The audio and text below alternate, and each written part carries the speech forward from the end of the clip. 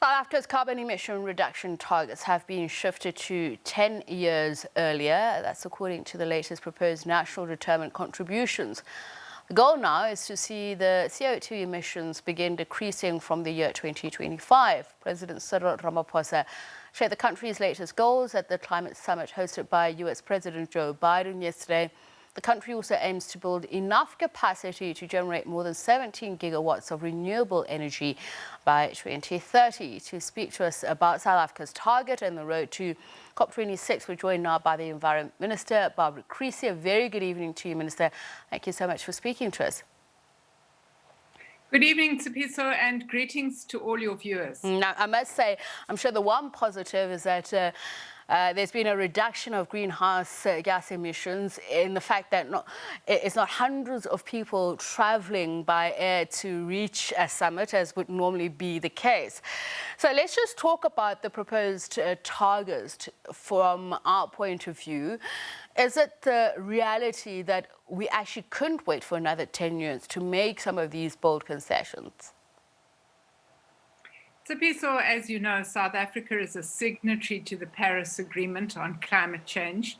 And like all other countries, we must do our bit to contribute to reducing greenhouse gas emissions. We have recently, as the South African Cabinet, released our revised NDCs for public comment. And as the President explained yesterday when he addressed the Leaders' Climate Summit, the upper limit will be reduced by 28% by 2030. And of course, what is also important is, as you say, we are bringing forward the beginning of the decline to 2025. Now, this target, which for a developing country is fairly ambitious, is significant in two respects. Firstly, it is an indication that the targets for renewable energy and other non-emission energy and industrial sources can be achieved over the time period in question. It's obviously important because it signifies the fact that our country recognizes the importance of this issue on a global basis. Of course, the President also made the point yesterday that ambition, whether it is in relation to mitigation or in relation to adaptation, won't be achieved unless there is significant means of implementation made available by developed countries. You would understand that it's going to cost a great deal of money to change the trajectory of energy generation in this country. It's going to cost a great deal of money to introduce different forms of modalities in the transport sector.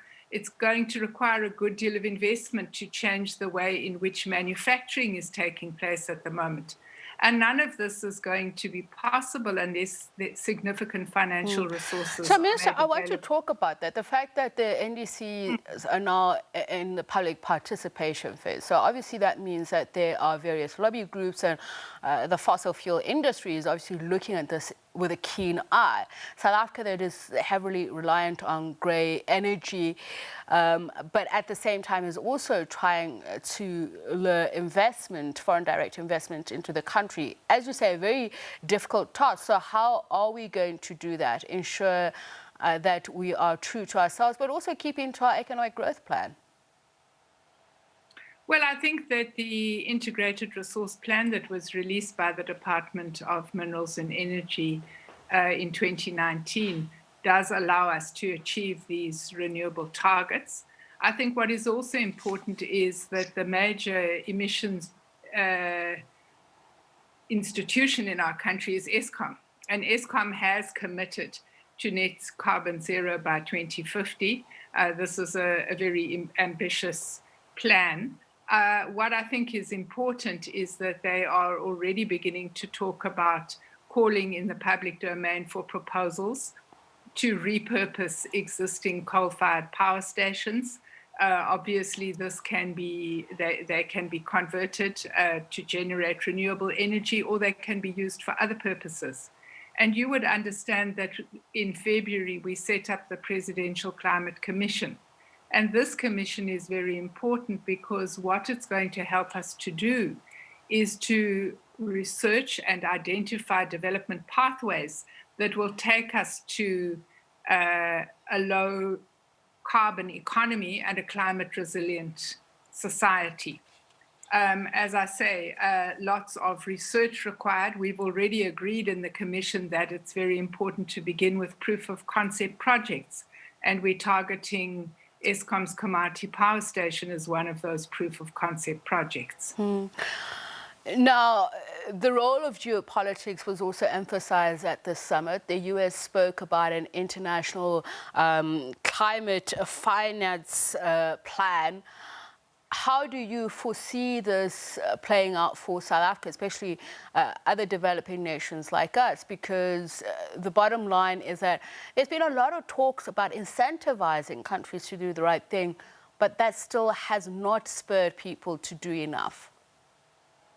Well, I think that South Africa, together with our fellow African nations in the African group of negotiators at the climate summit, would first of all be concerned that historical pledges for means of implementation and particularly capitalization of the Green Climate Fund haven't materialized.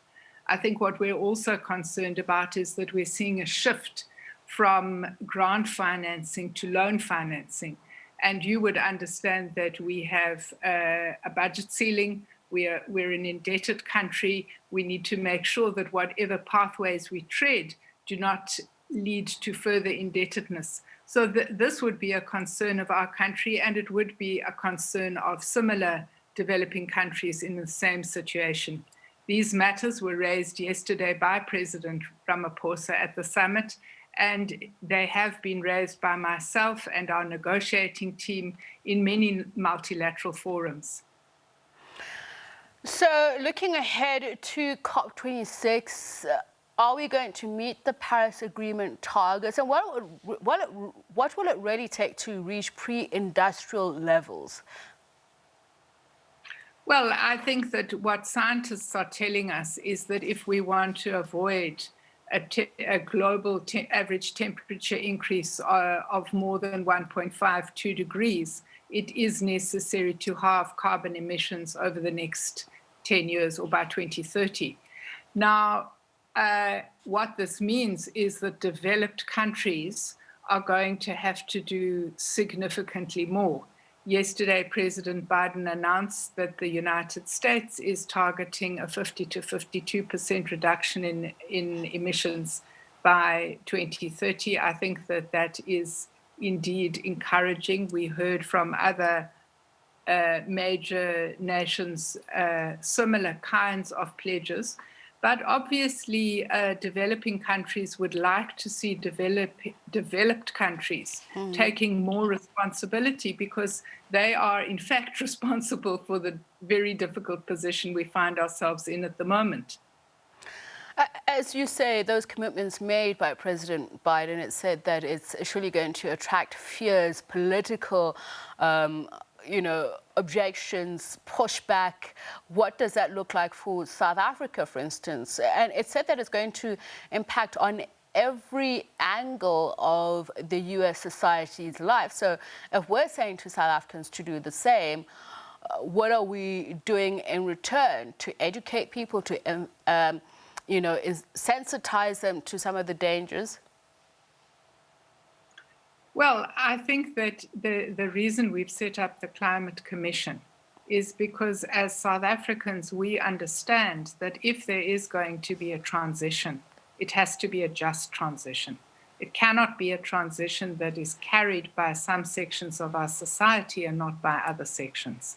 It has to be a transition where we all work together to find ways in which we can save jobs and in ways in which we can create new jobs.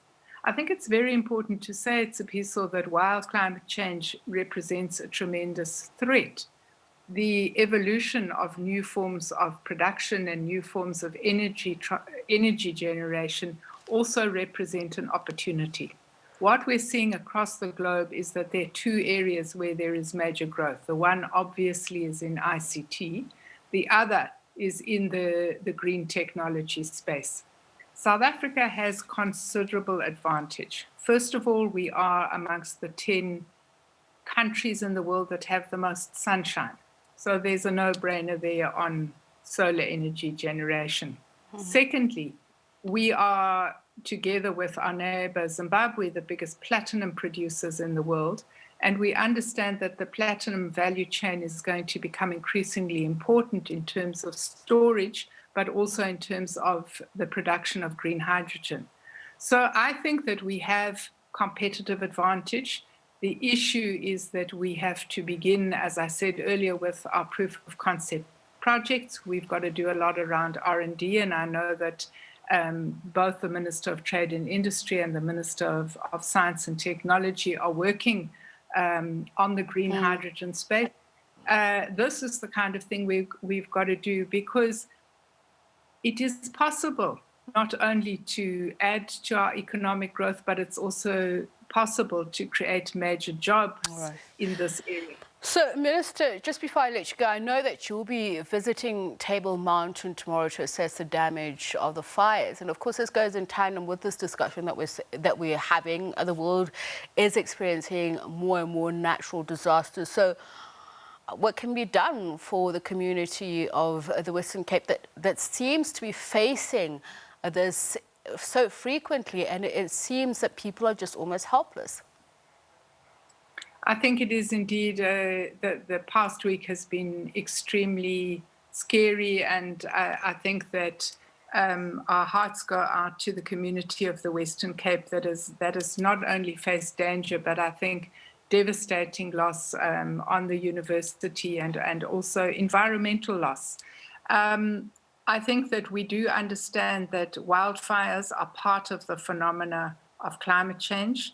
I think that obviously all of us are going to have to rethink our management processes in terms of trying to prevent wildfires. But we do know that the fynbos biome does burn, and that is part of the natural ecological cycle. I think, one of the things I want to do tomorrow is to express my gratitude to the hundreds of firefighters who fought that fire very bravely on the ground, and I think we all owe them a great debt of gratitude. Indeed. Thank you so much for speaking to us, Environmental Minister Barbara Creecy.